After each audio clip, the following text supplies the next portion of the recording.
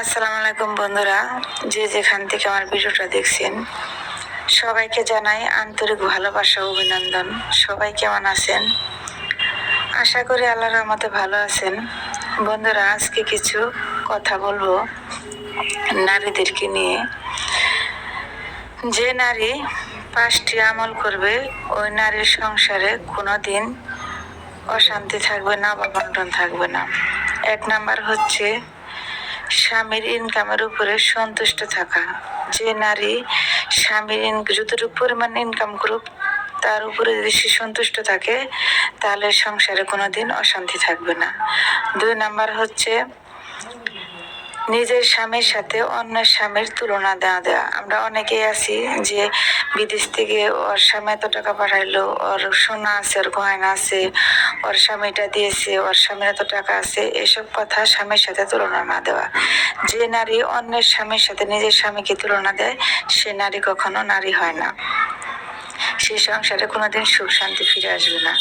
3 number হচ্ছে স্বামীর চাকরি অথবা ব্যবসা যে যেটা করে কাজ সেটা চলে যাওয়া। সেটা চলে গেলে স্বামীকে যেরকম আগে ভালোবাসতেন তার সাথে বেশি ভালোবাসবেন, কারণ দুঃখের দিনে আপনি তার সাথে থাকবেন, সুখের দিনে তার সাথে থাকবেন।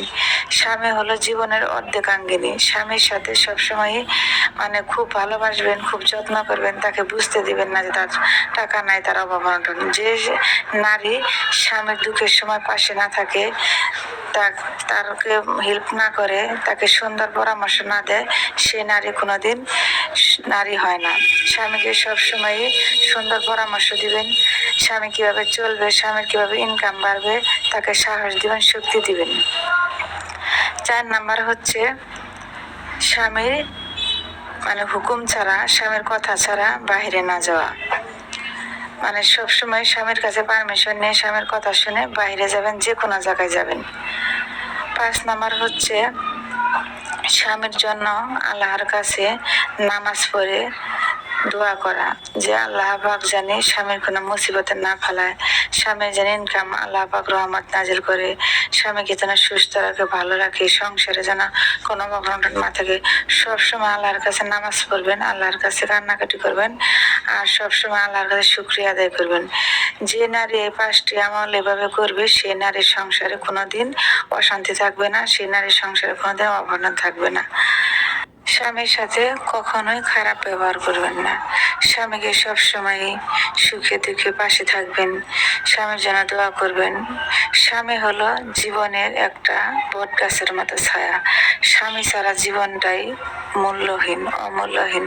স্বামী না থাকলে সে নারী জানে তার জীবনের কি কঠিন পরিস্থিতি থাকতে হয়। স্বামীর কামাই থাকুক বা না থাকুক, স্বামীর পাশে সুখে দুঃখে সবসময় থাকবেন।